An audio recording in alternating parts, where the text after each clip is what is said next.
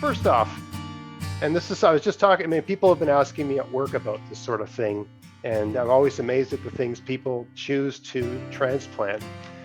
So I was thinking of asking you about, plants that shouldn't be transplanted, that it's really not worthwhile, that they're plants that just don't like to be moved, or they're very difficult. I mean, anything can be moved, but some things are just much more bothered by it than others. But also things that it doesn't make a lot of sense to transplant them. So can you run through a few things like that?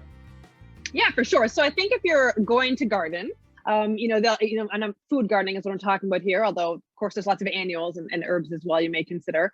But for the most part, for vegetables, they fall into two categories: things you start indoors and things you don't. So things that I would direct seed in the garden are basically crops that are really fast. Leaf lettuce, generally, spinach, arugula. Those are all really quick to grow, many of those types of greens, and they don't like to be transplanted. So if I start spinach indoors and then I try to move it outside, it doesn't transplant well, and chances are the plants will bolt, which means they'll switch from leaf production to flower production and taste terrible, and just be a complete waste of time and space in the garden.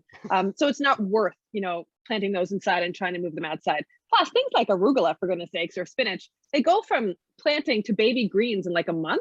So you're really not gaining anything by starting them indoors. So also root crops, carrots don't like to be transplanted, parsnips. So a lot of root crops don't like that. You can get away with it with beets, but generally speaking, the radishes, the carrots, the parsnips, things like that, you should definitely direct seed those. So those are some ones that should be direct seeded. And also really quick growing crops like peas and bush beans, they germinate really quickly and take off. So you don't actually have to give them a head start indoors. Often when you're, like a garden centers in spring, you'll see packs of carrots or packs of bush beans or packs of corn for sale, and I always roll my eyes, right? Because you don't need those. You can, right? You direct seed them. My gosh, imagine buying 4 bean transplants for like $3.99 when you can buy a whole seed pack for like $3 and get like 50 seeds.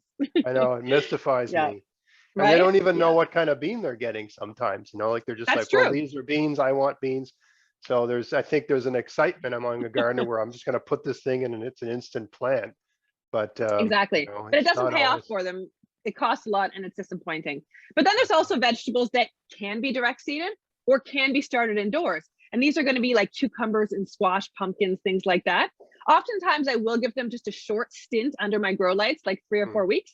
Then they're hardened off and put into the garden. And that does give me a head start.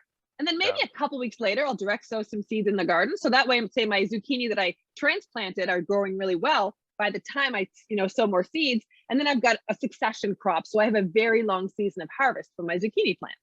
And then there's the things that need to be started indoors, particularly when you live in a cold climate like we do. And of course, the tomatoes and the peppers, basil, things like that. There's quite a few vegetables, onions. If you plant onion seeds in your garden, you could plant scallions, but you're not going to get large bulbs from seed planted onions. So you need to start those indoors. And things like celery, very slow growing. So that also gets started indoors. So the good news is you don't have to memorize all this. It's on your seed packs.